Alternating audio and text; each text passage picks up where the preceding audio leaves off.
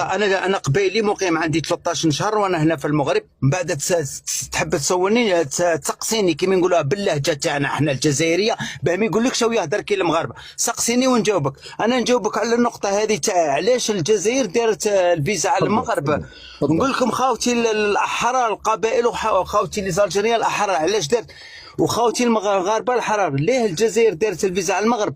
باسكو دوك مؤخرا عادوا عندنا الفضائح بزاف، وعندنا مغاربه احنا ما عندناش الناس الصناعيه، ما عندناش الناس حريفيه. كاين مغاربه، كاين انا جاو معايا هنا نهار جيت جا معايا واحد 30 مغربي. عندنا الناس من فاس دوك اللي يخدموا سكيلطاج تاع الجبس المعاليم، حاكمين الفيلات في باب الواد وفي باب الزوار، يخدموا حاكمين لي زابورتمون، الناس الصناعيه. ديروا الفيزا، الجزائر دارت الفيزا على المغرب باه هذوك المغاربه اللي ثما ما يجيبوش الفضائح تاع الجزائر، ما يجيوش يقولوا اي الجزائر راهي سيركوي فيرمي، الجزائر فيها السيده، الجزائر فيها 8000 بيت